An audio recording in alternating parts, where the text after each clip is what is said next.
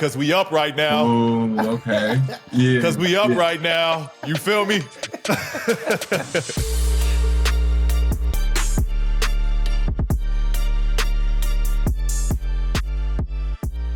Podcast P fam, welcome back to another episode of Podcast P, a Wave Sports and Entertainment original presented by Prize Picks. Listen, we back for season 3. We about to drop a hot episode today, beginning another special season and joined by my guys, Jackie Long, who ugly as hell. I don't know what you got going on over there. And my dog, Dallas Rutherford. Fellas, how we doing, man? New look, new season, man. Talk to us. We doing this remote. Jackie, what's going on with the mask? Let's get that out the way. Who are you trying to be? It's my favorite holiday coming up, Halloween. And my birthday coming up on the 23rd. Okay. Oh. Okay. So I had to come in real strong. Who is that? I don't know. I bought it at Walmart. So I did. I don't know. I bought it. It looked scary. And I said I had to come on the show because look at this, y'all. Look at my new set. I'm from the West Coast, so you know I had to put... The new sets look good. Look, I'm from the West, so you know I had to put Jerry West. Shout out the late, great Jerry. You know, got Tatis up in the background. Got some, look at this. Y'all see the little thing in the back? I like that. Season 3. I like that. EP guest Kelly Oubre.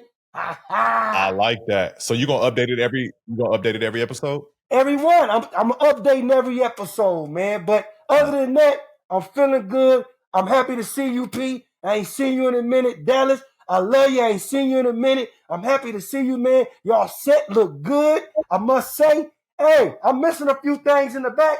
Just so y'all know it's coming soon. I got a little other things that's coming. But hey, it's the first episode. It's the first episode, baby. I think for everybody, I think it'll be fun, like little Easter egg hunts as we progress the season. Like we continue to add little stuff in our backgrounds that fans can be like, oh, that was different from the last episode. Oh, that was different from the last. Let's see if fans can spot all the new memorabilia that we put up. Like, should we give out like something special for the fans that like? I'm all for this. Whoever pay attention. Yep. Whoever's paying attention. I love it. Maybe we should rotate. Like maybe Jackie does it one week, I do it 1 week, you do 1 week, and they have to figure out what changed in the background. Well, I already got one for them already.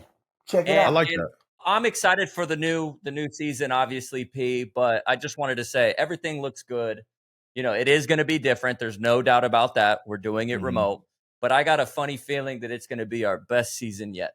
I truly believe that. Hey, what if that mask just got up and started walking out? I'm walking right the fuck out with it. I tell you that much. I'm walking right out with it. And I ain't going to even look back. I'm just going straight forward. Computer, everything is broke. I'm not playing. Now you see, look, I got my first. I just put a product placement there already. Look at that. What look at you.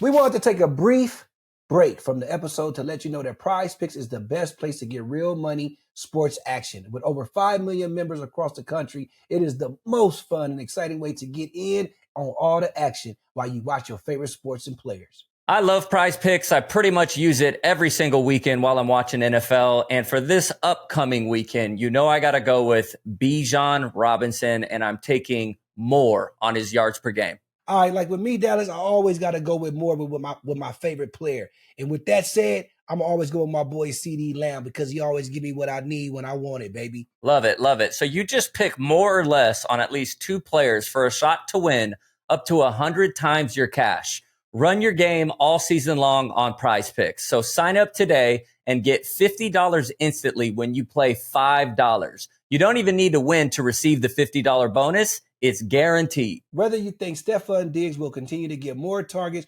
or Derrick Henry's rushing total will be a little light this week, hey, Prize Picks has you covered on every option. Download the app today and use code PODCASTP to get $50 instantly after you play your first $5 lineup. So you can start football season by downloading the app today and using the code PODCASTP to get $50 instantly after you play your first $5 lineup. Prize Picks, run your game. So before we get rolling, today's episode is jam-packed. We got a couple of new segments to unveil in the Pod P universe. We'll discuss whether or not media members should be in locker rooms, My dog, Kelly Oubre, is going to join the show for a great conversation, and we'll wrap up with questions from you guys. With that being said, Dal, man, introduce the new segment that we got for the people. That's right, P. So to start each and every episode for this season, we'd like to take a look at the landscape of sports and entertainment with something we're calling the three-man weave. So we're going to take a look at topical basketball stories, one non-hoop story, and one story involving the intersection of sports and entertainment. And this week's edition of Three-Man Weave is presented by MetaQuest. Expand your world. I'm excited for this segment. Are you guys ready for it?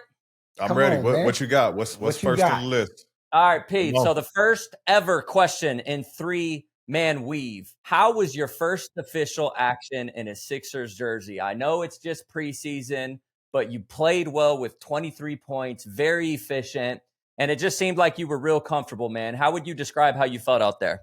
You know what? I felt great that night. I felt really good.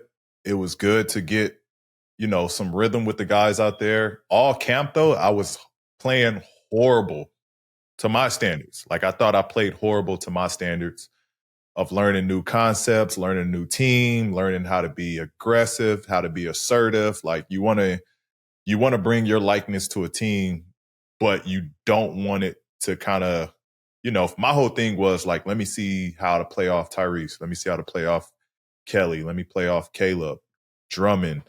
And I didn't want to turn it into like a P show the whole camp. So I'm trying to play within the team. We're playing fast because it's training camp. So we're trying to play quick, trying to, learn everything on the fly.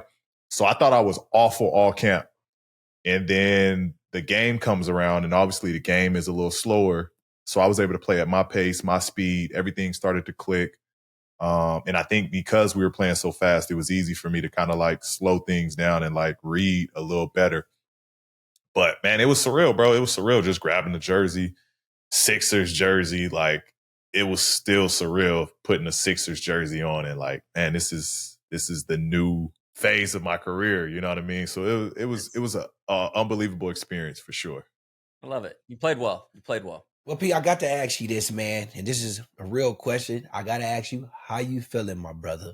Because the whole world seen you, with the hyperextension the other day against Atlanta, and everybody was worried, including myself. It's so funny that I think the podcast people was here, and this happened, and I heard about it. You know what I'm saying? So I was like, oh shit, damn, not again, man. What the fuck? So I just want to know, P, just honestly, man, because it looked ugly. What did you feel at that moment when it happened? Though I was like, what the fuck? It was crazy because like it was a normal play that I've made so many times of guy dribbling across. I reach, poke the ball free, and I go either get the steal or I'm off running for the fast break.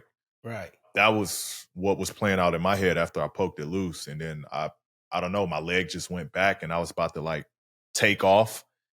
And I guess my leg just kind of got stuck, bro. My leg literally just got stuck. I don't even know what else to call it. Just my knee locked up, my leg locked up.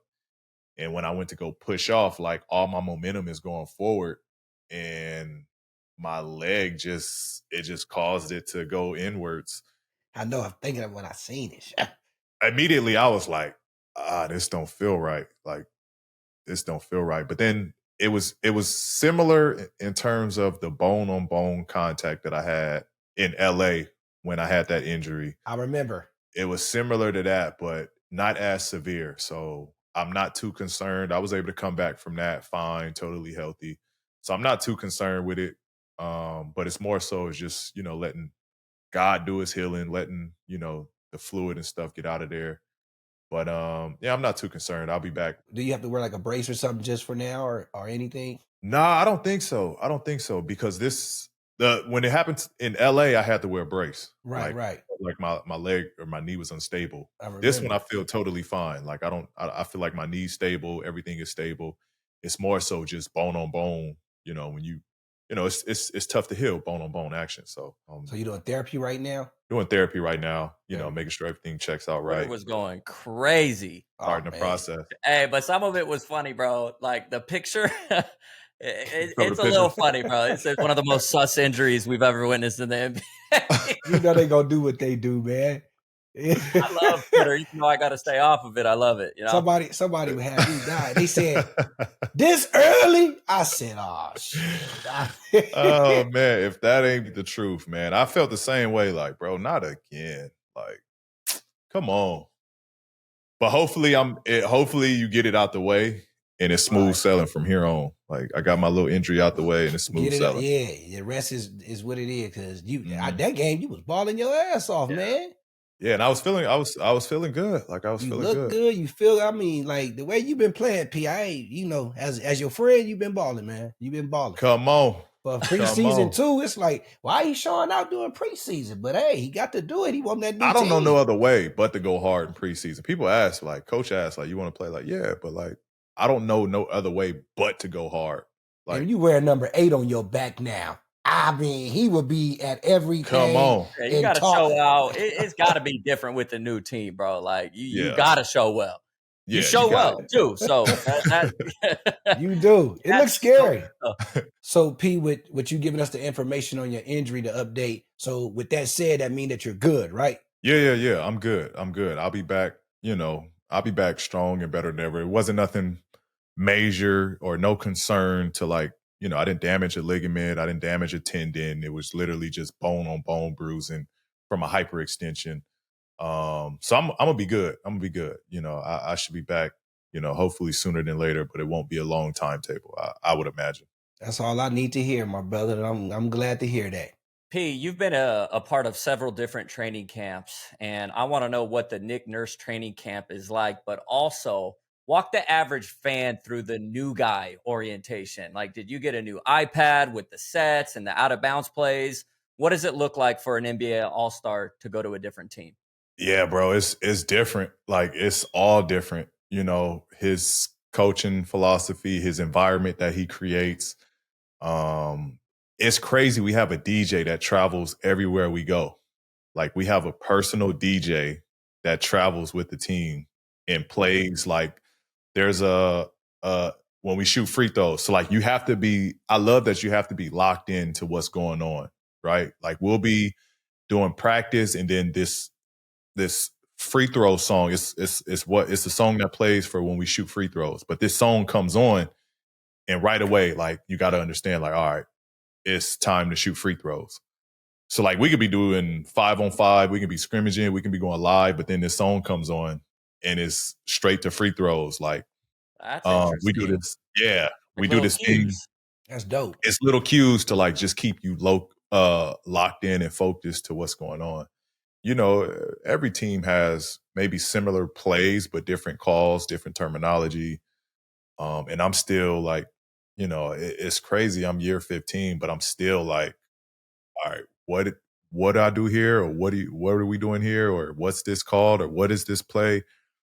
It's I'm reprogramming what it is, with these certain plays. But man, Nick Nurse is awesome, bro. Like, he's really created a great environment to practice and get better. And he's a great leader, man. He's a great leader. I've been enjoying being a part of the Sixers organization, man, with him being at the helm. Love it. Absolutely love it. I want to switch gears up a little bit here, fellas. Family of our show, Mr. Gilbert. Shout out to our boy.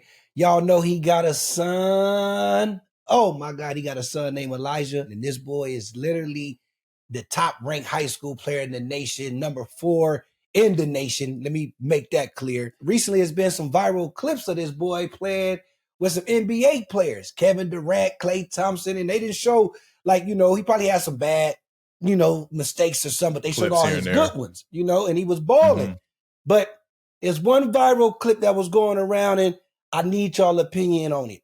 My point guard from Indiana, Pacer, Benedict Mathurin, man. I love this guy, and I know Gilbert probably got something to do with this.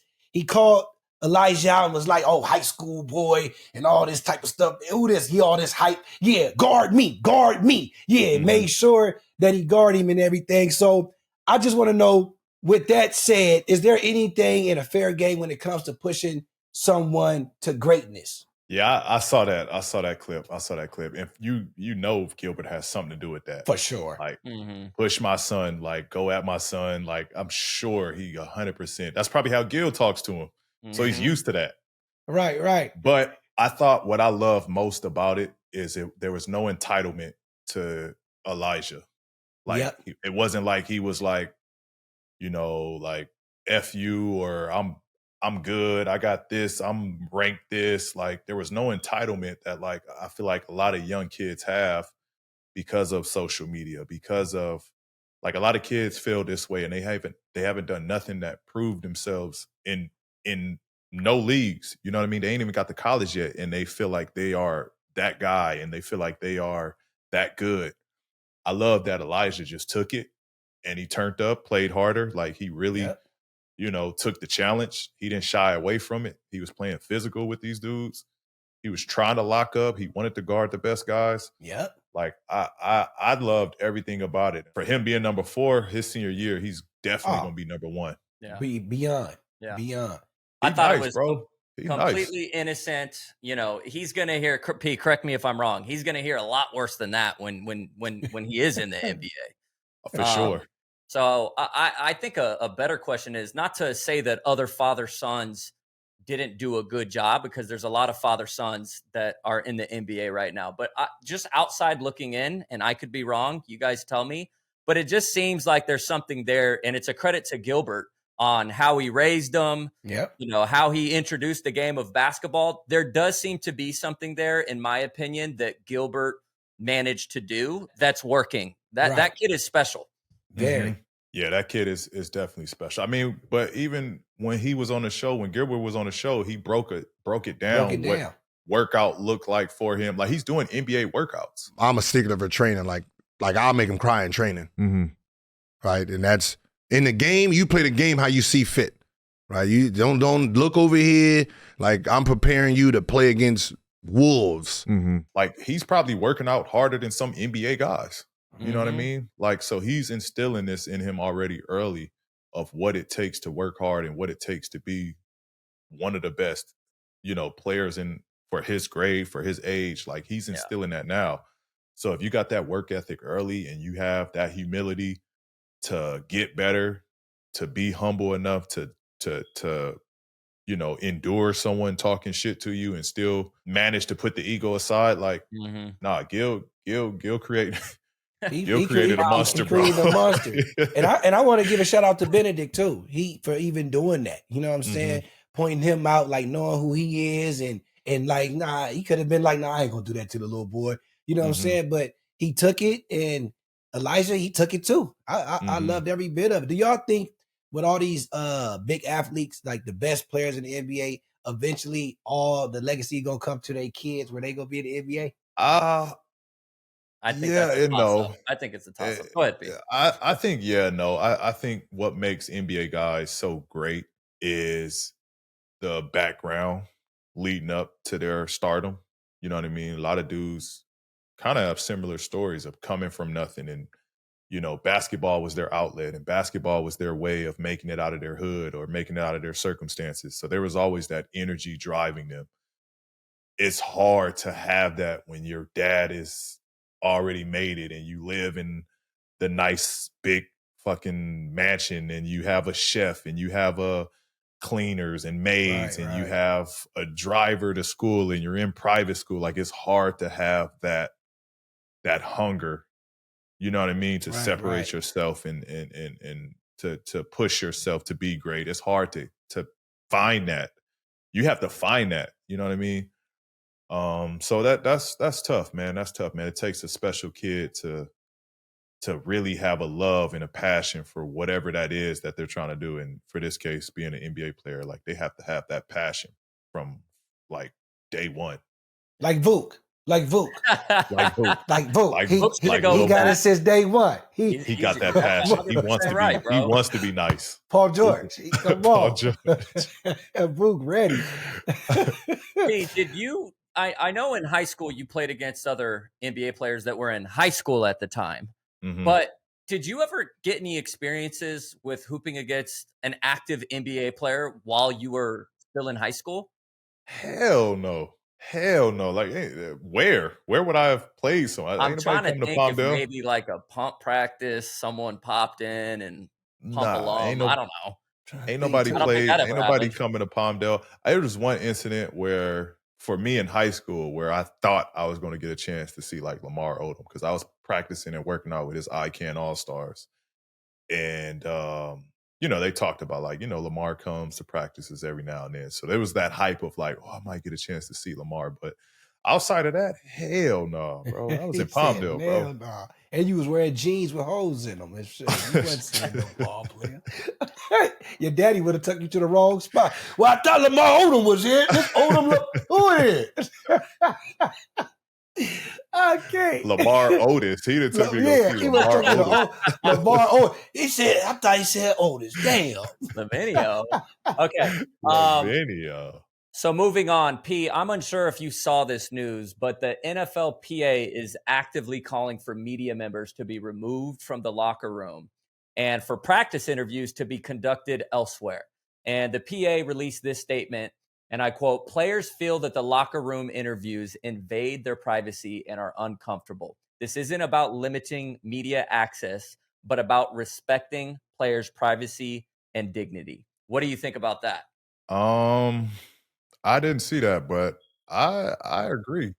So, P, other players chimed in with some very, very interesting tweets. And one former wide receiver, Torrey Smith, tweeted, and I quote, pause, "If only y'all knew how awkward some of the male reporters act. Straight meat watchers."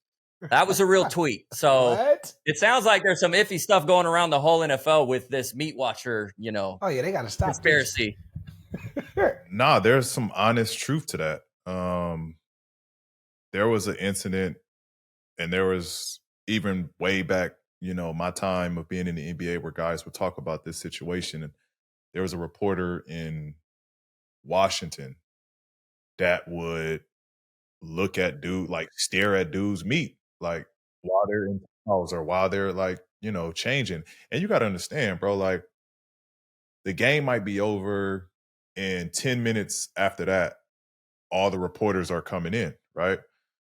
And immediately after the game, like you're not showering right away. You know what I mean? Like you might take a second to kind of process what just happened, like get your thoughts and stuff together, relax a little bit, have a shake or a smoothie or whatever, like drinks. Like you're gonna chill, check your phone.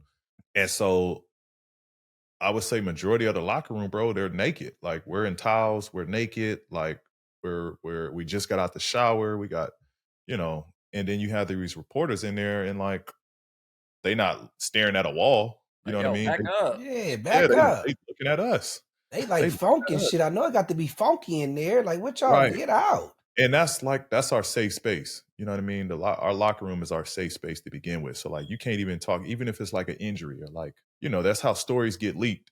Like I'm trying to talk to a teammate like, yo, I should have did this better, or should have did that better, or like so-and-so, dang, he missed a shot or he turned the ball over. And now a story gets blown out of proportion because of someone ear hustling, these reporters ear hustling, and they make a story out of nothing. Yeah. And so I just think it's just our place of privacy it should be treated as that. Like, that's where we get our prepared for battle. Like that's where we prepare for games. It shouldn't be nobody in that space. Speaking of meat watchers, Jerry, what's up with your boy Jackie, Jerry Jones? Did you see that? Man, listen. I saw that. Hey, no, we got to talk about it, Jackie. That's a little. I thought it was fake at first. Listen, I don't even want to talk about them Cowboys right now. I'm highly upset. As with you them. shouldn't. I don't want to. Welcome y'all to can the talk NFL about them. physical. Yeah, I don't want to talk about these guys. We already going through a lot, as our owner is too. They're doing some different measurements over there in Dallas, huh? Is that on Jerry's combine? Man, it might be. You don't believe it. Stop it, P. Stop it. This. Stop it. Not only does he have a 40-inch vertical, but my God, like that's crazy, like, bro. They're like, Jerry, that happened according to Jerry. What I he runs a 4.8. But have you seen? Have you seen that? Let's go back to what we were talking about. He may run a 4.8, but have you seen? I'm not doing it. Oh, that's that's some sick stuff. crazy. That's Hopefully they crazy. get a hold of this meat watcher situation and give the guys some privacy. But Pete, you would say that NFL players are valid in wanting the locker room access revoked on practice days?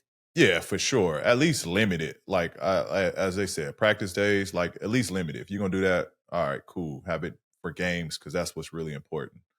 But practice days, like, at least limited then. Like that's player space to, that's our home. Like at the end of the day, that's our home, away from home. So like let's honor that. There's got to be an easy fix. Like, you know Got what to. I mean? Like, hey, wait 10 minutes while everyone gets changed. I think that's understandable. Like, They usually have a designated area. Like there's usually a designated area for media to go, for players to go and be interviewed. You know what I mean? There should be a designated area. Once you finish getting dressed, you just pop in and you go do that's all the media there. You go do like they do in playoffs, right? There's the podium. yeah. There's a designated area. That's how it kind of should be. Well, fellas, finally, I got some entertainment news for y'all. Oh, man, did y'all know the NBA is going into reality? Y'all didn't even know that. Did y'all see Starting Five, man? Please tell me y'all seen it, because I seen it. I seen it. It's got LeBron. I didn't watch the whole thing, Man. but I saw a little bit of it. It got everybody, and if they don't know, it got LeBron in it. It got Jason Tatum in it. My favorite, Anthony Edwards, is all up in it. They got Jimmy Butler. What's his name? Domantas Sabonis. And literally, if y'all haven't seen it, it's basically just like a reality show showing them they ups and downs of life, they family, and literally everything. And Anthony Edwards, oh man, listen, dude. Pete, we got to get him on the show. We got to hang with him. This dude don't do nothing but play video games and worry about basketball. Literally, he don't care about nothing. It's the scene in there where he having a baby. He left the game to literally go have his baby. He leave, I think, halftime. He rushes to the hospital. They having the baby. He watching the game the whole time, talking about, damn, I wish I was at the game. I'm like, man, you having a baby. But literally, you have to see the show. I love Domantas' story too with his wife. She's cool as hell. LeBron and Savannah is just lovely. Jimmy Butler, I love how they show him. He is hilarious on there, man. Like he's doing just some funny little stuff. And Jason Tatum, he's just showing like that new thing that he's been getting. And that's what I love about him. Like it's been showing every rope of what he's been going through, from getting the cover of the video game. And what's his name is a star. Deuce out of here. Oh, Deuce, he rocked out. He killed Deuce it. all on the damn thing, man. But anyways, I just want to ask y'all this because, man, it had me thinking. Sports reality shows starting to be like really that enjoyable?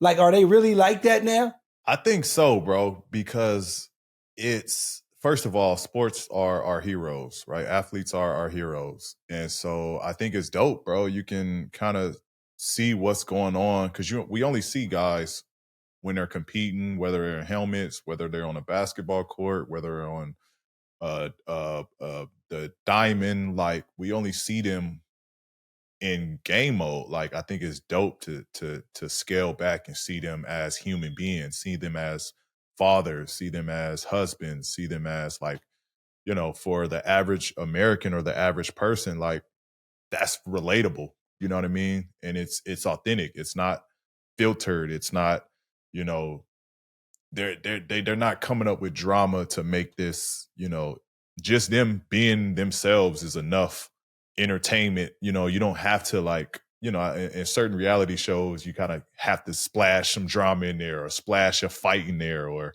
an argument in there, right? To sell the show. LeBron could be playing Madden, and you're like, man, this is dope. Like, he doing it. Yeah. He doing it, Pete, in every damn scene down there. He playing Madden.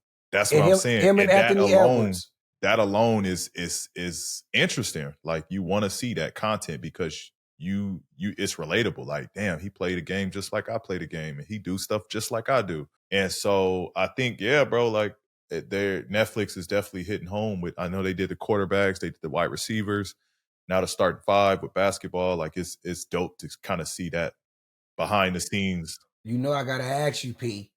Would you do one? I would do it for sure. Okay. I would do it. That would be fun. Mine's probably won't be no different than theirs. I'll be on the game and we get to and be with on the it, kids Dallas. and with the wife. We get to be on it too, Dallas, because they gonna show him doing his podcast. We gotta do the I like where your pod. head's at.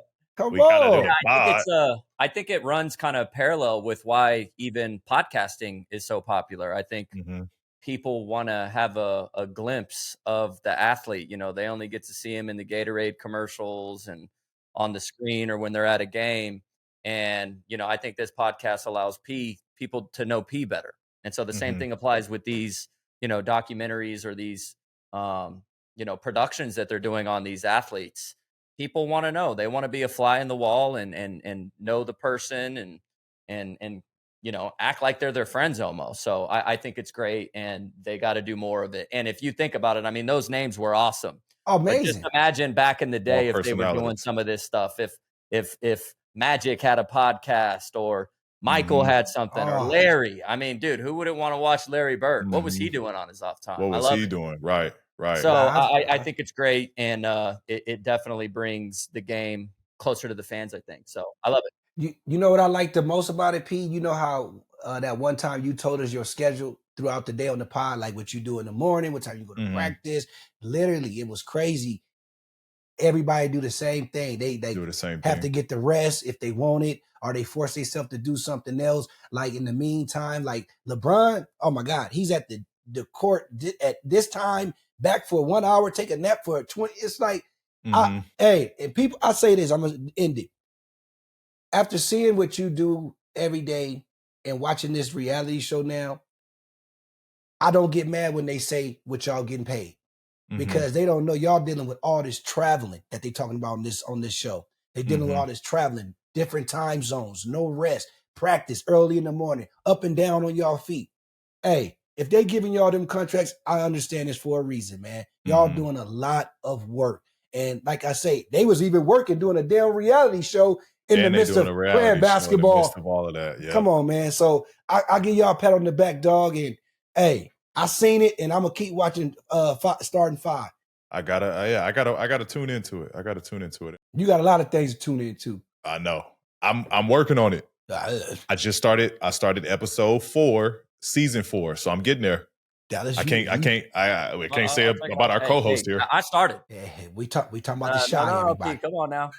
Give me some love. Give me some credit. I had to finish Power. When I was younger, I used to be able to watch multiple shows at once. Now I got to take my time.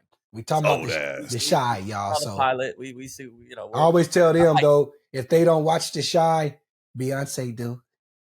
Okay. Hey, and one thing I want to add in here is who's going to do the first set change, because we didn't really say who's going to do it. Who's going to be next week the first person to do a set change? I think it should be UP. Well, I think we leave that to the fans. Let's have the fans find it first, and then we'll go from there. Okay. Right. Okay. So they tune in to see all of our backgrounds, and then that's what's new. Okay. So we can't we shouldn't do a rotation. They got to find who is that person. They shouldn't know the rotation. I love this. So where's this marketing coming? I might have to talk to you about the loan side of the business and maybe get you an email, number one, and maybe you can just shoot out marketing ideas for us. Hey, fellas, that was a great way to incorporate the new segment, 3-Man Weave. I thought that shit was awesome. We'll be right back after this break, joined by my guy and my teammate, Kelly Oubre. Stay locked in. To kick off season 3 of Pod P, we're excited to announce one of our newest sponsors, MetaQuest. MetaQuest is the most powerful mixed reality headsets that let you do everything you love in totally new ways, whether that's watching movies, gaming, working out, or just hanging with your friends. Meta recently sent us some Quest headsets, and we've been having a blast trying out all the awesome experiences. Over the next couple months, we're going to be sharing our favorite with y'all on the show.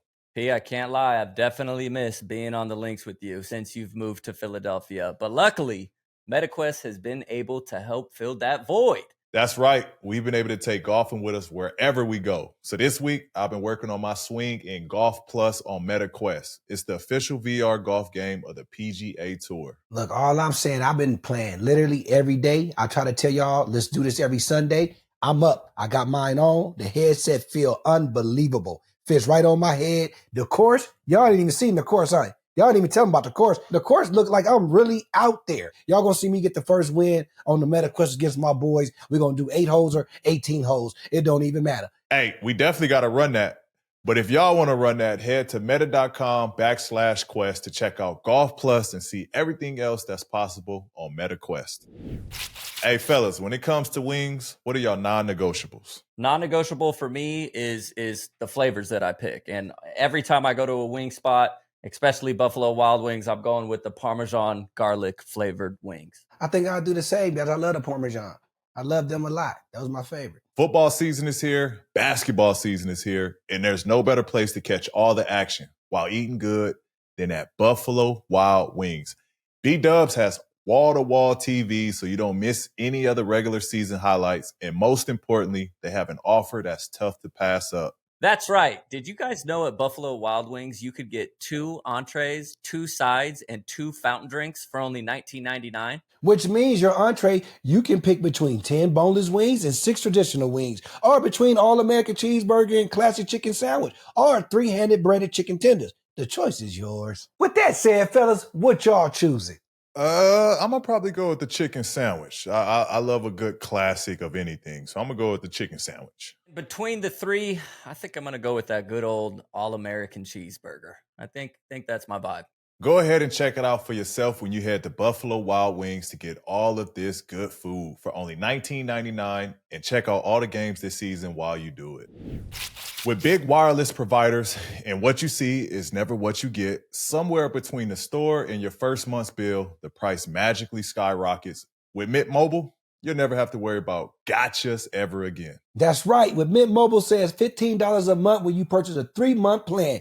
They mean it, so don't play with them. Do you guys remember your first cell phone? Man, what? I thought I was the man showing up to school with that cell phone. 100% I remember that. I did too, dog. I thought I was that dude. For sure. I had that flippy. I had that little first flippy, that little big one with just the numbers. The little first flippy. That's what I had. You might even had a pager. Don't do that. Don't do that. Because I did have one. You remember a lot. 143. I love you. So say bye to your overpriced wireless plans, jaw-dropping monthly bills, and unexpected overages. Use your own phone with any Mint Mobile plan and bring your phone number along with all your existing contacts. To get this new customer offer and your new 3-month premium wireless plan for just $15 a month, go to mintmobile.com/podp. That's mintmobile.com/podp. $45 upfront payment required, equivalent to $15 a month. New customers on first 3-month plan only. Speeds are slower above 40 gigs on the unlimited plan. Additional taxes, fees, and restrictions apply. See Mint Mobile for details. Welcome back to Podcast P. Listen, y'all, when I was looking at Philly this offseason, it was obvious having Joel, Tyrese, those stood out immediately as guys I wanted to play with. But then when I was looking at the roster, it was one guy that really stood out that I wanted to play alongside with, especially on the wing. When you talk about heart, you talk about soul, and somebody that flat out leaves it on the floor every possession, every night. No other than my guy, Kelly Oubre, a.k.a. Tsunami Poppy. What's up, Brody? What up, family? Appreciate the kind words, Welcome to the show, fam. Yeah. KO, knock him out. KO. Shut up. Got a black belt too, so don't play with me. I see the Bruce Lee Hey, behind do you? you. You do black yeah, belt for real? I do. Yeah. How long did that take?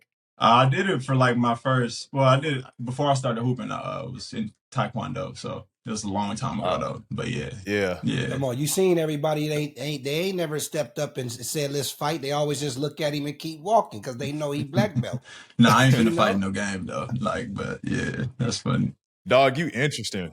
I was going to say, good thing. I mean, I'm not sure if P was aware of that. And I know you guys have had some on the court, competitive beef. And I wanted to get this out the way, like right away. And P, it's glad nothing ever happened because he is a black belt. And P thinks he has hands. So he's been on record saying that. Respect, But I want to know what it was like for your guys' like first conversation. You heard about you were going to Philly, P was going to Philly, and you guys were going to have the opportunity to play with each other. What was the first conversation like?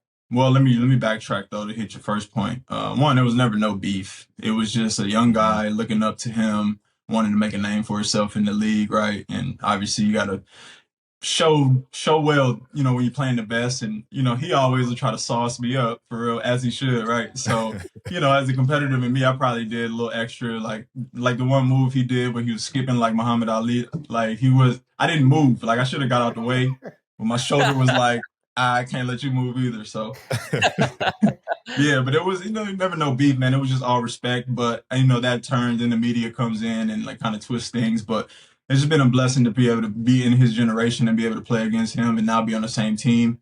I think the first thing I said was like, bro, can we take a picture so we can kill all this noise, and it was just dead after that. And now we on the same squad. Yeah, it was immediate love. You know what I mean? It was immediate love. We randomly was in the same gym, and it was just like, you know what I mean? Like we've been homies. Like I ain't even think about none of the, past games or the moments. I always knew like that shit is just basketball at the end of the day. You competitive, I'm competitive. And when you got two guys competitive matching up against each other, you gonna clash. That was exactly how it was. We showed up in the gym. He was working down on one end. It was like, oh, what's up, bro? Like, man, it feel good being on the same side. Facts. And we flicked it up. We quieted and drowned out that noise. And man, we trying to do something special now. For sure. Yeah, man. Do you guys remember like the genesis of the competitive issues that you guys had? Like, was there a specific game? We've seen you dunk on him dunk on you. Paul think he's on N1 street ball, skipping down the court like Skip to my Lou. Was there a specific moment where like maybe one of the first times you guys matched up where something happened that maybe I didn't just mention? Not that I remember. I mean, my earliest memory is when I was in DC. I think I was in my second year or something like that. Maybe third, but yeah, it was just DC. Then when I got to Phoenix, I was like, a little Valley wild kid. So, the hair said it all, dude. I was probably doing the most out there, bro. But he always kept it professional, though. It wasn't nothing that I could ever. I love think it. of that. No. Hey, Pete, now you got a black belt, bro. So now we can, the Hey, beef I'm really was crazy talking all year. Now that we got I'm really Kelly on talking. the team. I'm really talking my shit. How many years you been black belt? I mean, I'm a whole life. I could have continued, but I decided to, pick up the ball. I was growing too, so I was like, let me go try basketball. But I could have got my sensei emblems and stuff like that, but I didn't want to, pursue it. So, is anybody else in your family black belt or anything?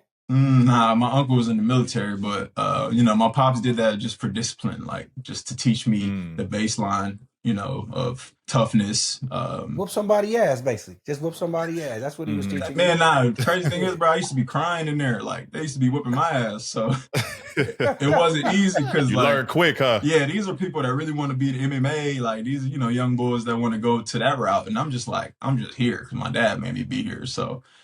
But I quickly learned though, I got bigger. I was kind of big, so I was like, all right, I ain't finna be, getting whooped every spar match and stuff like that. So yeah. I also want to highlight because it's super impressive that like for people that don't know, like you're into guitars, right? So like this is the new hobby that you've picked up. I'm not sure many people know about that, and I saw like we talked a little bit yesterday on the plane. And that shit is interesting. Yeah. Like what got you, like what ultimately got you into that? Shit right here too. Yeah, there we go. Yeah, we might have to have you close out. You know you gotta give us something. That ain't free though, but come on, I got $2. Shit. Money ain't a thing for sure. But what got me into it, man, was I just kind of needed to like settle down. I've always had a guitar next to me or around me my whole life. Like I think my grandma got me a guitar when I was like 10, right? And then played it, learned it, got on Guitar Hero, started playing video games. Totally just thought I was the man, but I lost the discipline. Last year, I needed kind of a different way of meditating in a sense, like a different way of getting lost into something. And, I picked up a guitar, started learning it. And I told Peter yesterday too, I was like, yeah, you suck at first. And it kind of humbled me because like, it was a weird year last year for me personally. And then like me picking up a new hobby where it's frustrating in a sense, I had to really like dig deep and just trying to find that happiness within, just the journey. And that's exactly what it is for me. And I picked up a love for it. But at the end of the day, it's just like, it soothes me when basketball ain't really like going well for me. You got an album coming out? Do I have an album coming out? Not yet. 3000 did the flute. He did the flute. You can do that just a guitar. I got, I could for sure. I'll be just, pressing random little beats on YouTube and just like little hip hop beats and then freestyling. I can do something like that. But Nah, It'll basketball is definitely what be it popping. is, man. I don't want to add anything into the mix for sure yet. Yeah, you spoke a little bit about the struggles, you know what I mean, that you were going through last year. And I read an article from the Kansas City Star that you mentioned the uncertainty last summer Mm-hmm. and even contemplating what life would be like playing overseas. Mm-hmm. Fast forward to this summer, you signed a contract, you Mm-hmm. got security with the Sixers, Mm-hmm. and now you locked in. I want to ask what clicked last season that made you feel that like this is home and you know I've like that feeling of love for the game again. Obviously, it was winning, that always helps. But just playing in front of the Philly fans, obviously, it's hot and cold, on your side, not, right? It was like I was like the new girl on the street. Like, you see a new girl, you love her with the fan Mm-hmm. base. So that love and from the whole city, man, it really it opened my eyes, man, because it's like I'm playing for something bigger. I'm playing for these smiles. I'm playing for these people that's waiting outside the arena for us after the game, like who want to create personal relationships. So, but just playing against, with Joel, man, being able to see greatness up close, I was like, Mm-hmm. and Tyrese developing and coming to his own out, and I've continue to still aspire to be the best that I could be. So, those Mm-hmm. guys kind of set the pace for me, got me back on track. Cause like we have the same trainer, and I'm still confident in myself. I'm always going to be that, but I kind of got off that confidence level. But when I saw those guys and we in the gym together and I'm able to help them and, run alongside of them, man, I was just like, bro, basketball is fun again, and, Mm-hmm. now that you here, bro, I'm just excited for, this year because I'm ready to learn from you, ready to just inject my energy, into your game too. So I'm just excited, man. Basketball has come full circle for me though, for sure. What is that fan? Walk us through what that fan base is like. Because Man, I haven't experienced it fully yet. yeah. What's that fan base like? I mean, peak Wells Fargo, bro, it's super loud. You can't even hear yourself think. Like, the energy's high. You really got to control your breathing in there, man, because they just all for you, though. Especially when you do your thing, like, bro, it's all for you and they appreciate you for being in Philly. But, they also are trying to root for you to, like, push you to go to the next step, which the whole city wants to go to the next step. And it's nothing like it, man. As a competitor, bro, like it gives you that extra edge. It brings something out of you that you really can't even like imagine, right? And you've played for some great fan bases as well, but it's something about the East Coast, man, and that rivalry that they hate everybody else on the East Coast. So, Right. When you put that jersey on, it's like, all right, yeah, we rocking with you, bro. It's war, And it's a Love different that. feeling, Ooh, bro. I can't wait. Yeah, bro. Yeah, I Like, can't wait. I can't wait either, man. So. So we can definitely tell that you love Philly, which Mhm. that's a good thing. And because you had mentioned that you even turned down money this off season Mhm. to re-up in Philly. Now I Mhm. just want to know, because you've been talking about Philly, I just want to know, what is it about the city and organization that made you feel like the grass isn't greener on the other side? Yeah, I mean, one is Coach Nurse. Like he is a wizard when it comes to just basketball. And we just clicked off the court because of music as well. But and Coach Nurse is, he really got us dialed. And I feel like if we all continue to buy into his program, the sky is beyond the limit for us. So that's one. Obviously, Daryl and Eldon are, just great people. Yeah, basketball is what it is. The media is what it is. But when you kind of talk to them and just keep everything transparent, they're always going to be with you. So that was another thing. But also the team, man. Like, I heard through the grapevine that they wanted Paul too. So I was just like, what? Like I could learn from the homie, man. Like I could, play alongside of him and be a weapon for him. Like I was like, man, I can't really like pass that up to go average 20 somewhere, just like I did in Charlotte, and not really getting the offers in the summer, So I'm just trying to take back control of my career, but also do something bigger than myself. How many times y'all done been to Top Golf since Pete been there? Because I know he done with y'all. Yeah. So I know he's top golfing. I ain't a every real week. golfer, man, so I pulled up the first time, but I know for sure they went like 3-4 times since we've been that first time. So yeah, him and Reggie, everybody else be golfing. Kyle, shit, you nice with it, man. Do it. I can't wait to see y'all go against like Charles and all that. So Right. whoop him for me, please. We spoke a little bit about your love for the game now in Philly. Talk to us a little bit about like when did that moment where was that moment when you fell out of love with the game of basketball? True. Honestly, man, when I went to Charlotte, it was like it was a 2-year deal, but in my first year, adapted well with the unit. It was kind of like a bright spot within that organization. And then the second year had, not efficiently, I would say, but like numbers wise, the best year of my career, right? And then we obviously didn't really win nothing, and losing was a big thing. Like, it just brings you down, bro. You're losing Right. so much and you're not even expected to win. It just is very depleting mentally. So, but I was giving it my all, like every single game, but for what? And it was just like, just bleeding out there, right? And then summer comes, free agency, agent situation was not the best. I kind of finally started taking, control of my life, finances, agents, all type of business things from my pops. And then, it was just a real like great awakening, and like it just kind of opened my eyes to like, all right, let's get it together. Let's buckle up. Let's be a man now, and I just kind of made the decision. Well, God honestly like brought Coach Nurse and Daryl and all them to my phone. It was calling me. I wasn't talking to anybody either. Like, I'm anti in the dark. And then I answered the phone one time. They called me, man, and the rest was it was on from there. I was just like, all right, cool. Like, I'll humble myself, take the minimum, which I don't believe that I'm worth that, but the way the money gone, like, ain't no more money left, Right. in the league. So it was like a week before camp too. So I just took that, man, and it humbled me a lot. It kind of, I wouldn't trade that for nothing in the world, man, because it kind of slowed me down and made me appreciative of every day. So yeah, man, it was just it was a lot of lows, but like I wouldn't trade it. I wouldn't wish for nothing else. So it's kind of just like the rebirth. Like, sounds like you kind of just found the rebirth of yourself For sure. and kind of redefining who Kelly Oubre is in this league.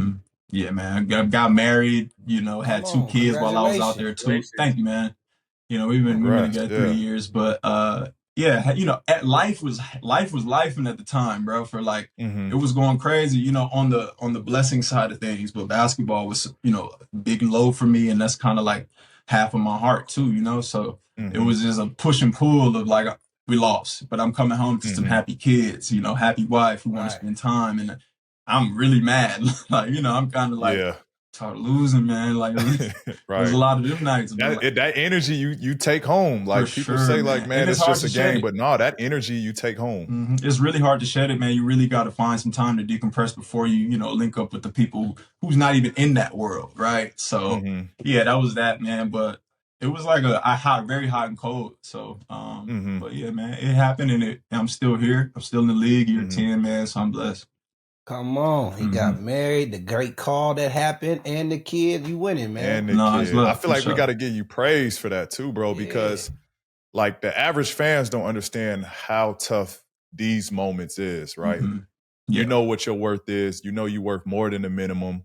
Yet you go to one of the toughest fan bases to play for, and your back is technically up against the wall with not knowing any certainty for your future. Yeah, man. But yet you crush it and you hit it out of the park and you found your home. You know what I mean? Like, that is not easy to do. A lot of guys could have very well that been their last opportunity, and they're forced to go play overseas. Right. Whereas you kind of made a staple and made a name for yourself in one of the best fan bases that you can have in the NBA. Yeah, man, I appreciate that, bro. But yeah, man, for sure. But life, everybody got their own story. You can interview somebody next week and they'll tell you their own journey and story. But I'm still here, man. I still want to be a great in this league, for whatever that great is, right? Whatever I'm great at. And I just want to keep grinding, man, keep getting better. I'm still raw, and I still got a lot to learn in this. So, and I still got a lot of passion to give too. So yeah, man, let's rock for sure. Love that. I know we had DeMar on for our season finale of season 2, and he was preparing to release a memoir. And he's been a big advocate for mental health, and you've had your fair shares of battles with anxiety. I think in 2018, you made comments about this shit being serious. And since that time, how would you describe your journey when it comes to improving your anxiety and balancing what it's like being in the NBA and being a pro in the NBA? Well, one, for me, man, I obviously got therapy. I tried the therapy route. Had a lot of really great therapists who helped me, but they only tell you like kind of what you need to do. instead of you finding that out for yourself, and Mm-hmm. took a different route of just trying to meditate, taking control of my own thoughts and things like that, which, I mean, I'm in a way better place now too. But also just continuing to strive for ways to help your mental, bro. It's like saying a prayer and then, just expecting it, but not going out there and doing what you need to do to receive it, right? So, yeah, man, I'm just trying to just continue to just find more ways, like my guitar, like find avenues to just decompress, control the controllables, and then like just keep moving, man. Like shit don't stop for nobody. So at the end of the day, man, you better get your mental right, which we all have to at some point, but being in the place that we are, like we on that microscope. So we got to do it a little quicker than the normal person, and I salute DeMar, man, for really going for that, man, because that's Debo. You would never expect the Debo to be like being honest about that, right? So yeah, man. So I mean, I just think that just strive for different ways. If something ain't working, go to something else. Always have a backup or keep trying things that you love, So yeah. Kelly, you had said that one of the great things about Nick Nurse is the culture that he creates. And you've also talked about being on other teams where the culture may not have been the greatest or the best. But for both of you, can you give us an insight, like give the fans some insight on examples of maybe what bad culture looks like from your experiences? Well, simple things like being on time. That's not good. I mean, honestly, we all got lives outside of hoop. So like, and it's not even about like being exactly on the minute, but just be respectful of each other. That's one thing. Just respecting the elders and the people who, paved the way before you in that organization who are around is another thing, which Philly has a rich history of. So we ain't got no choice. Like, I think everybody kind of want to get their jersey number, up in those rafters too. So, I'm trying not to call nobody out too. Feel me? Kind of trying to tread lightly, but yeah, man, just kind of respect, love for the game, wanting to get better, and being bought in to the coach. Whatever the team is trying to do, just being bought into it, and everybody just going hard. Like I've been on teams where like people come into work, don't want to be there, don't go hard, but they expect to change something. So yeah, it's just like. Those are the kind of things you can pinpoint it down to whatever it is, but it's just about being respectful and showing love to one another. Yeah, I agree with that. I think culture has a lot to do, and what people don't talk about too is just like the connection between front office, coach to players. You know what I mean? Because I've been on teams for the most part where it's been great culture, but I know for sure my days in Indiana were probably like the latter part of my days in Indiana. The culture just wasn't there because for me, I was mentally checked out with the front office not doing what I thought enough to make a team that can compete at a high level. And so when you now have that and me being there for as long as I have, and me coming off injuries and like having to battle and then being told now I'm playing a 4 spot, like it was just a lot going on that kind of bled into the locker room. And I wasn't mature enough at that time to be like, let me control what I can control. It kind of bled into the wrong part of that team and allowed myself not to be fully engaged. And we had young guys. I talked to Miles Turner on this of just not like, I apologized to him of just not being a great vet at that time because I was mentally checked out. And so I think, like I said, culture has a lot to do with just that connection between front office and the players and the coaches as well, because you need everybody on the same page and everybody has to have that same goal. And if you don't have that, then you're going to have people to turn other ways and, cliques forming. And, it's just not healthy for a team if you're trying to win a championship. Yeah.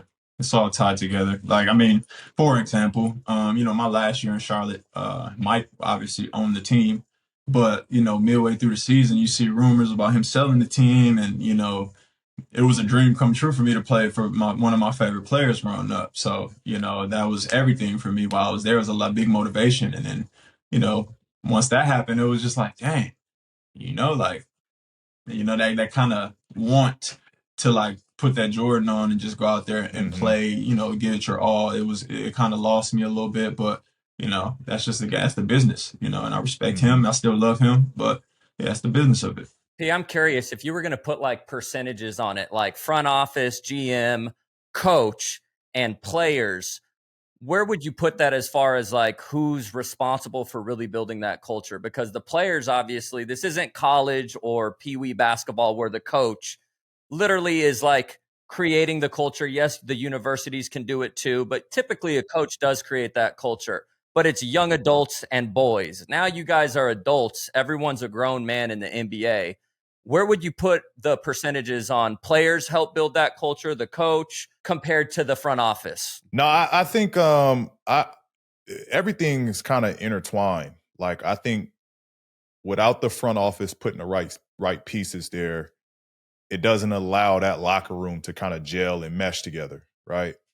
Without the coach putting a plan and an atmosphere together, then now the players don't have room to operate and grow. You know what I mean? Like, and I've always said this, like, the coach should dictate how the team is going to play, right? That's the obvious. But like then you have your leaders to kind of enforce the rules and be the extension of the coach to, check the team. Hey, if we're supposed to do this, listen, coach said we've got to do this, we got to do this. That's what the star players are supposed to do, right? And so, they all kind of intertwine. Like I feel like they all split that, obviously the players have to come together because ultimately those are the ones that are on the court and are grinding it out every night. But I think all three of them kind of share that responsibility, bro. For sure. I would agree with that. I mean, it's like the military. Everything kind of got to go, as a well-oiled machine, or nothing really happens. So, I mean, we all kind of got to be on the same accord. But at the end of the day, there is a hierarchy in it. And, it just has to, the people who oversee the whole team, man, they got to be able to see like the pieces they're putting together. Will it work? Will the coach be able to get to these guys? So it kind of all has to tie in. And will these guys buy in? Do we have people here who will buy in for a bigger cause? So, yeah, I mean, I would agree with people on that one for sure. Exactly. Because you can put a really talented group together, just to piggyback off what you said, Kelly. You can put a really talented group together, but you might have someone that's really talented, but he's playing for something else, right? He's playing for a next contract. He's not necessarily bought into what this team is trying to do. He's just trying to go get another deal. Right. You might have super talented young guys that are trying to get that next big deal. Like, so everything kind of has to fall in line from a locker room standpoint of everybody just being on the same page. So like I said, it's just everything kind of is just intertwined. Nice. Well, I know you're a changed man, Kelly, and everything. And you've been doing the mental health and all that stuff, but I'm the nosy one on the show, so I got to bring it up, man. You went viral last season, and ironically, it was with our boy PG. You know what I'm saying? And I just gotta say it, man. The world knew it. Everybody thought it was hilarious, but you're changed, man. I want to know when you went up to them referees. I'm an actor, so we get about 3 bitches up in our script. And you a bitch, and you a bitch. I just want to know, my brother, what was going through your mind? Take me behind the whole scene to let me know, like you realize, like, damn, I should have did that shit. I done fucked up. So take me there, man. Listen, I don't know, man. I blacked out. Of course. I mean, honestly, it was 2 basketball plays. Like, yeah, we on opposing sides, so I feel like I got fouled. The refs didn't call the foul.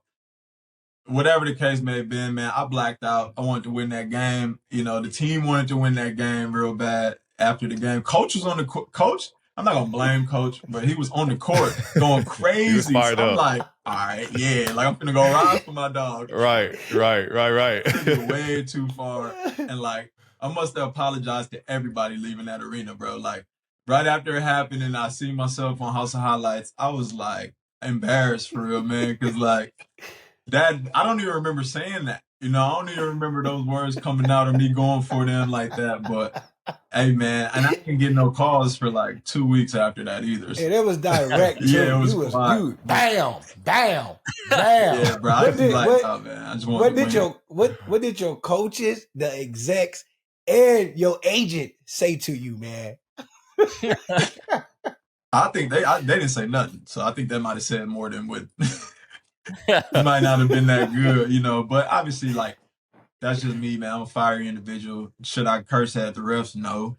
But do I want to win? Yes. You know, so it's kind of like they probably weighed them and kind of understood where I was coming from. Like, if Nurse didn't get fined $50K either, like, I would have been on the island alone looking crazy. So, but yeah, I was just all for the team, man. We just wanted to win. That's all it was. But yeah, I apologize to the refs, you know, and not this year, dog. You know, we good. So yeah. Yeah, man. So I want to tell you this. We had Jared McCain on the show, and we discussed him painting his nails and becoming the unique. So you painted today? You Nah, painted? I ain't painted in 2 years. Okay. Since my son was born, though. But yeah. Okay. Sure. So we know he a unique character, and before his first official game, you know. However, Kelly, you've been on the look for the same thing, man. You've known as a person who's all into yourself. You don't care. You dress fly. You used to paint your nails, as you just said. And do you think you being who you are today, always, which I love about you, always love this about you, did you think that was a problem when you was at the other teams before you got to Philly? Like, did you think he's weird, he doesn't listen, he dressed like this, he dressed like that? Did you think that was a problem? Yeah, some people got to go through the fire for other people to come out alive, right? For me, when I first got to the league, I was wearing, like, I seen your interview with Lou P. You know, you talking about just the wild dress code stuff, which I'm off that. You know, I ain't never like went too far with it, but I got a lot of flack from, you know, GMs and like higher ups when it came to the way I dressed, me and going to fashion weeks, me doing a lot of that. Now it's become kind of the normal, you know, the cool guys do all of that, which is fine. Right. Good. With the nails too, you know, probably got shorted on some deals because like they didn't think I was really locked in, painting my nails. I'm really eccentric. But now it's cool. And kids making NIL money off of it, which I love and I respect. But man, I always say, bro, like the wave is free. Like I ain't never trying to do anything and say I started this. I'm the first dude to do this. Like, for what? You know, like everybody can eat. But yeah, man, I would like a little credit on, you know, people kind of stealing the wave a little bit. But at the end of the day, I ain't looking for it. Pop your shit. Yeah, I ain't really looking for it. But yeah, that's what it is. Like, I'm Tsunami Poppy. Like, the Poppy goes for father, right? And then, you know, when it comes to this younger generation, it's like, I definitely feel like I'm a pacemaker when it comes to, like, the trends or whatever with the fashion world. But, hey, man, everybody got to express themselves the way they do. And, you know, little J-Mac, like, I love him as a person because, like, he's just him. And that's who I am, and that's what I want everybody else to be. Just be you, bro. Like, don't be trying to be somebody else because you could tell, you know, when people are doing that. So, that's what I always try to tell the actors out here, man. Be yourself. Be yourself. And they ask me, Jack, how you get in this? How you get in that? Being myself. How you get on the podcast?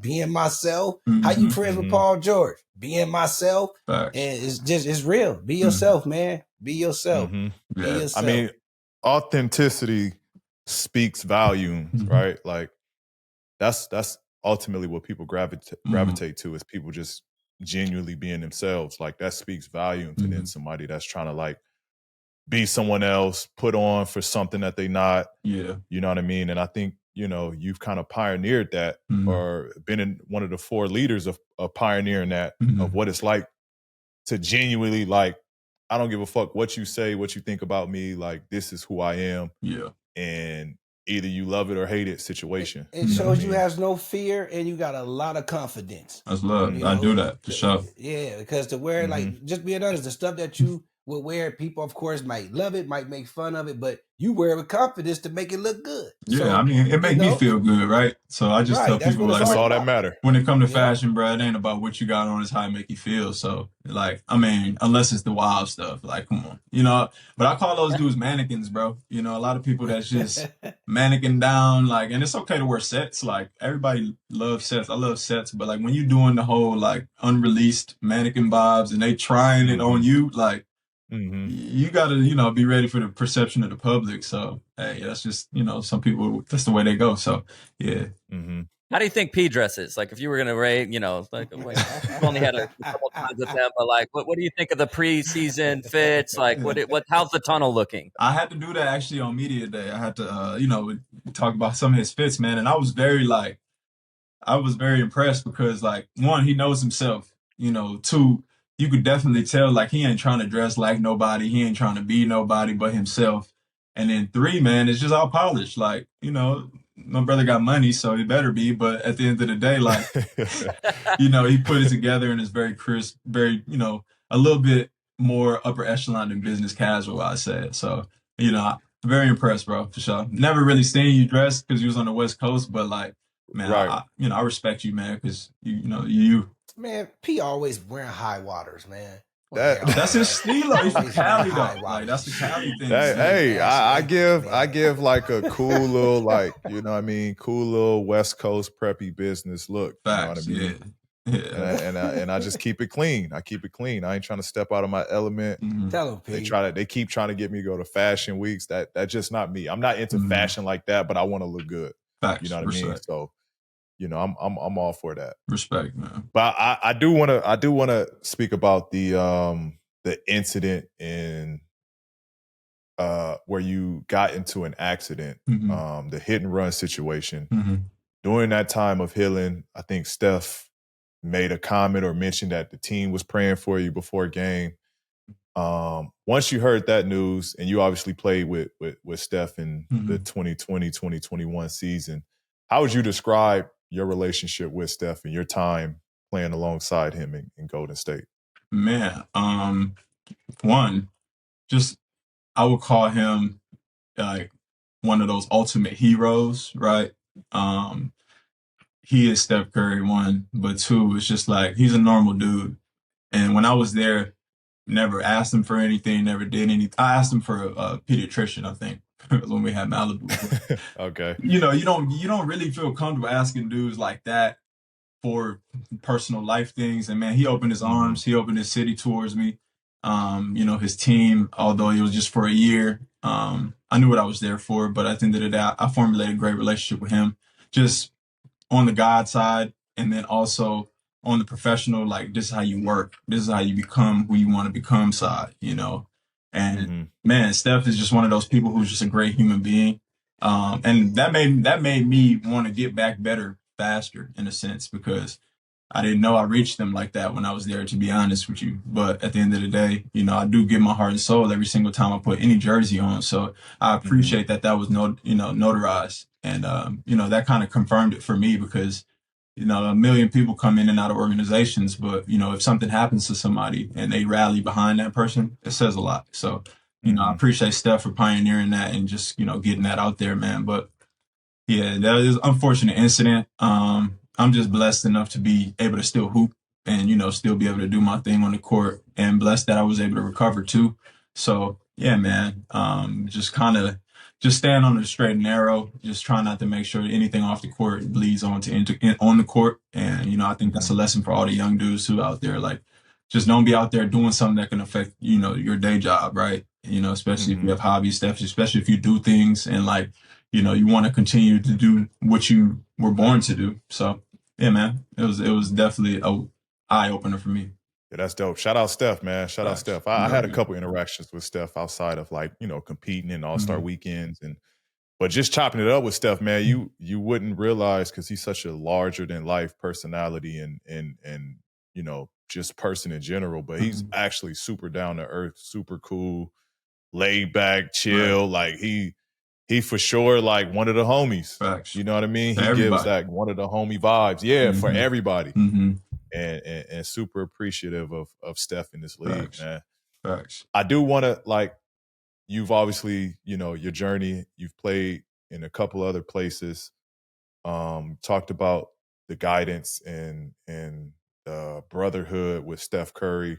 What are some other guys in the league that you kind of looked up to and had that, you know, that close brotherhood relationship with throughout your NBA career? Well, I'll start from me getting drafted to the Wizards. I would start with Brad. Brad was somebody that, you know, I definitely clicked with. You know, I would go to his crib hang out with his family, mom, dad, everybody. And, that was just a genuine relationship too. And then it bled over to the summer because I work with Drew Hanlon and he works with Drew Hanlon too. So, that was a brother to me. And John as well. John's he a legend, man. He always he looks after his people, and he tries to, in his prime too. Like he definitely just tried to make sure that everybody was blessed and taken care of around him. So I always love and appreciate him. When I got to Phoenix, man, I think DA was like, we were locked in. DeAndre Ayton, obviously Mikal too. Campaign, from my last year that I was there, and we just kind of just formulated that core of the Valley Boys, and made the city feel appreciated. Because again, when I went there, they weren't as good as they are now, and we were building towards that. But in order to do that, the city got to be behind us, and then we got to pack the house. That was my whole mindset. So those are like the guys who kind of helped me do that as well. And then Steph, Draymond, Jordan Poole, Wiggins, these guys when I was in Golden State. And now, man, Charlotte, T-Row, Miles, Melo, the usual suspects for sure. But, these are all good people too, like on and off the court, like people who just have offered different personalities and different points of views to me in my life. And then now, Reese on our squad, P, I look forward to just continuously picking your brain. Like I'm a little anti to, I only spoken to, but I also just don't want to overstep anybody's convo that they have and try to be nosy. But yeah, I think conversations, and I don't really like small talk either. I like the organic, relationship building talk, or, if we just checking on each other, let it be that. But at the end of the day, I like intellectual conversations and things like that too. So, but yeah, I look forward to, forming that bond relationship with you. I'm blessed to be on here. It's my first podcast, which I told you yesterday. Bro. Come on. Yeah. Come on. That was them conversations at Top Golf. Hey man, I need you to do my podcast. Nah, bro, you gotta do my podcast. Nah, it wasn't even about that, man. It wasn't even about that. No, but yeah, for sure, man. You, Joe, Joe a little weird like me too. He don't really talk a lot, but when he do, he's trying to say something, So love Joe. I love all the guys we got now. I look forward to just getting to know Reggie. We kind of neighbors and stuff. So we ain't got no choice for that. But he's a great dude. I knew him through Stanley Johnson too. That was my childhood homie when I grew up. That's how I ran into you actually when I was in middle school, P. I think I was with his mom at Pango's. I wasn't even there. I wasn't a West Coast kid. Yeah, so I wasn't invited or anything, but you walked in. You think he was already in the league, right? You walked in, and it was like, oh, yeah, that's Paul George, 6'9", got handles, yada, yada. I'm like, oh, all right. I walked past you. He was walking in the gym. I was walking out. I walked past you. I tried to measure up. Tried to measure up real quick, man. You didn't even see me, though, fool. It was funny, man. But yeah, I was like, all right, that's NBA size. Bet. All right, I got to get bigger. How tall are you, Oubre? I just measured at 6'8". I know for a fact I'm like 6'7", solid. So yeah, that's my height, man. But yeah, I ain't 6'9", but then I got a 7'2" wingspan, so I can make up for it a little bit. But yeah, it's love, man. So yeah. Kelly, I'm going to take you back to 2021. Okay. And you did a rapid Q&A interview where you said that you could take Michael Jordan on one-on-one. Love the confidence. Definitely debatable, but love the confidence. But do you have any good Michael Jordan stories or interactions during your time over there? Yeah, I think it was one of the, just this one. Like Mike came in and his presence was felt every single time he would come in because you knew either we was in trouble or, he just wanted to motivate us. So you were just always bracing yourself for the wisdom that he was about to give us, right? So, he came to one game. I forgot who he played. I shot the three. I can't tell you if I made or missed it. It was a terrible time in ball situation. Like, we were up. I was trying to dagger these fools, trying to just win and be the hero. I shot it. I don't know what happened after that, but I did come to the sideline after a timeout. He smacked me in the back of the head. And I was just you got the Malik Monk? Yeah, I got Malik Monk. But it was like one of them. He only showed tough love to the people he really loved. So I kind of just buckled down, locked in after that, man. But yeah, that was one of them ones. He's that person for sure. Yeah.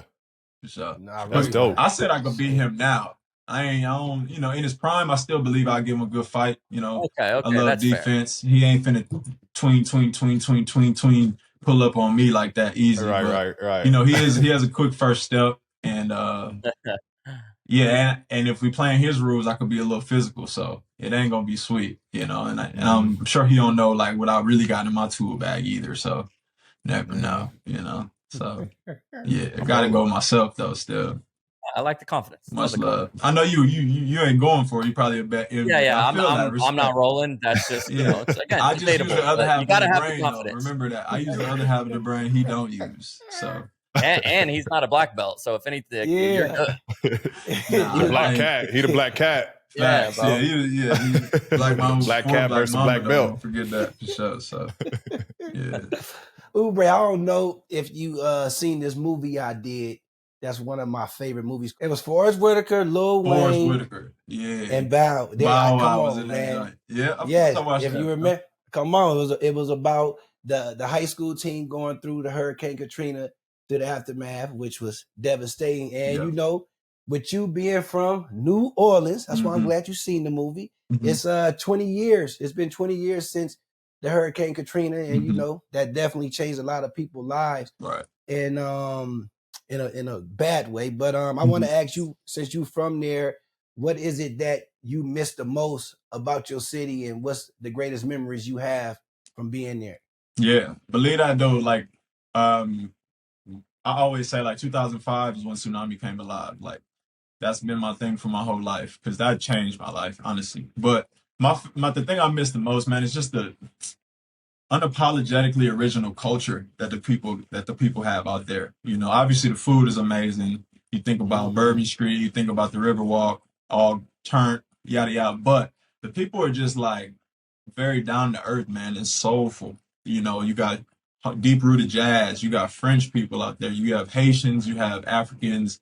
Doesn't matter. You have all type of diverse races out there, man, and they all adapt to that culture because it's just beautiful, right? So, and a lot of places can't do that. A lot of places you can't go to. A lot of places and just want to adapt to their culture because you might feel a way about it. But New Orleans just kind of gives you that home hug feeling, and I'm just blessed to be from there. It's at the bottom of the map for a reason. And I just think that there's a stigma on it that, kind of needs to be changed, when it comes to the violence, when it comes to just how the city recouped after the storm. But I'm an advocate because, I'm from there and I rep it. So, yeah, man, New Orleans is a beautiful place. I just wish that it became, more of a happier place, Do you still have family members down there? Yeah, all my family's out there. Oh, so you still there Thanksgiving and Christmas and all that? Unfortunately, no. I wish I could be, but yeah, they all out there, man. They comfortable. They the kings and queens of the city now. So I'm sure that's what my mom and dad always wanted, man. And I'm blessed to be able to do that for them. Damn, I wonder how old you was when I was shooting. It came out when did it come out? That's when Chris Paul played on Charlotte. It was a while ago. Morris Peterson. Long time ago. Yeah, you probably was young. That's why I'm like, okay, damn, that was.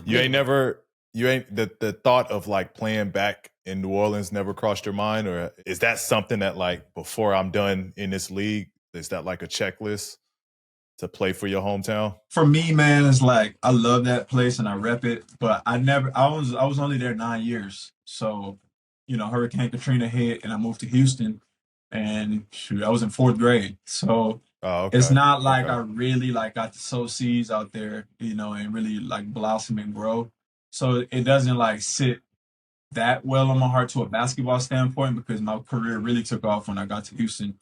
Got it. And, I was able to like go up against the top guys in Texas, which is a big state, and, come out on top. So, yeah, but New Orleans, man, is always going to have a heavy place in my heart. And I honestly don't really know how guys do it, when they play in their hometown because, the tickets, the asks, everything ramps up and that's a lot of stress, pressure, man. Like, but you did it right. So, You know, and I applaud you for that, but I don't know, bro. I'm a very like locked in individual. You guys, my wife on game days, you know, barely talk to me. I need a nap, Right. and after my nap, I'm mad, like who in front of me, like so. Right. I can't Nah, juggle all of those responsibilities in New Orleans. If You I definitely got to have a strong mama. facts, You got to have a strong mama if you play at home. You need an My army, mama was bro, my for security guard. Yeah. So Mama was security guard. Mama was security guard. She wouldn't let none of that fly. Yeah, man. Listen, baby, you focus on basketball. I'll handle everything That's else. exactly what you need, man. So.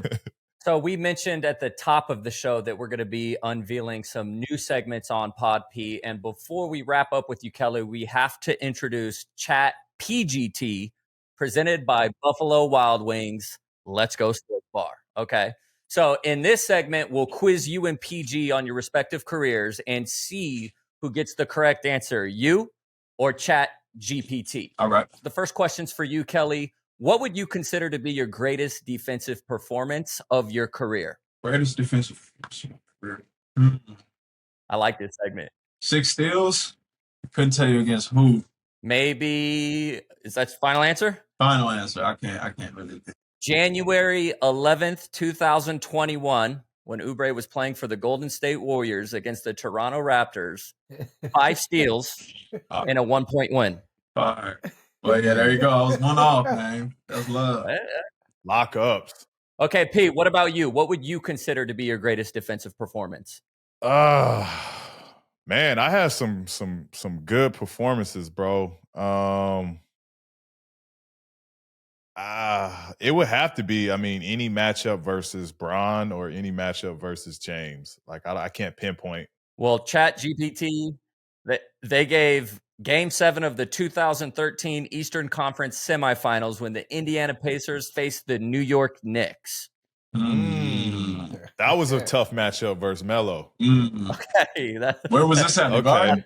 We were at home. Oh, at home? Oh, that was rough. Yeah. That's Game 7, we was at home. That's tough. What was my stat line? Do you got a stat line? They didn't give me any stat lines, but I'll move on to the next one. This is stat line. So how can we trust Chat GBT? Hey, bro, AI is no joke, bro. You seen those Elon Musk robots that are walking around now? Would you buy one for 2030? You getting one? Yeah, he'll have a set up right next to me. Clean laundry, feed the dogs. I'm for sure getting one. For sure. P, who has Kelly Oubre played the most games with in his NBA career? Player or team? It's got to be the Wizards, right? Player. Played the most games with? Yeah, who has he played the most games with in his career? Wow, that's a tough question, bro. See, this is why we got ChatGPT. Well, Otto Porter was Otto Porter with you in Golden State too? Oh, nah. No. I left the year before he got there. Am I supposed to answer this too? Am I supposed to? You can answer it. Who do you think it is? John got hurt. I would have Bradley Beal. I will go with Brad too. The answer is Otto Porter has played the most games with Kelly Oubre. Otto Porter. That's crazy. Otto Porter. All right, I love this. I just threw it out there because I didn't know if he played answer, in Golden State too. Yeah. At the I same love time. this question. Oh my Because God. the question involves Drake, because there's not enough Kendrick Lamar songs to even ask ChatGPT this. But what Drake song would ChatGPT use to describe Kelly Oubre Jr.? Question for both of you. I'm going to say, how about now? Because we up right now. Oh, okay.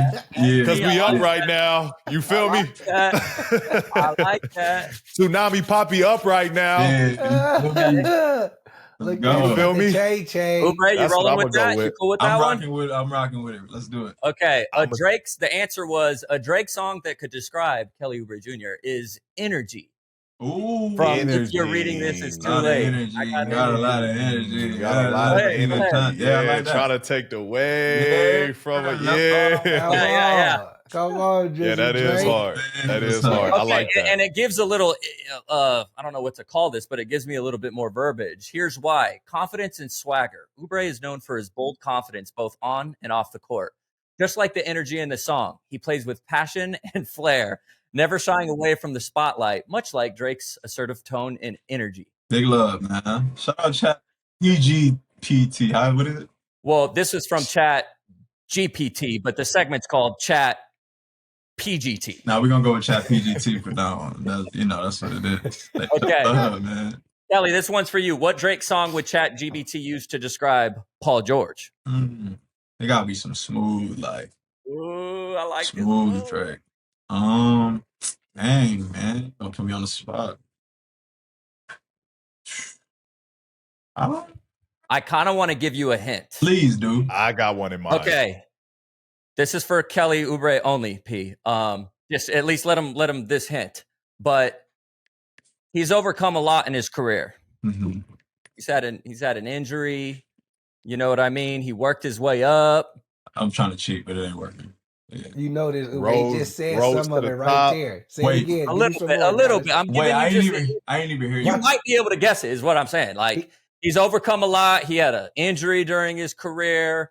You know, P wasn't highly recruited out of college. It was kind of like came up out of nowhere. He started and, he Started just from the bottom, man. There you go. Yeah. Dallas gave it away, man. You shouldn't have said started, Dallas. Damn.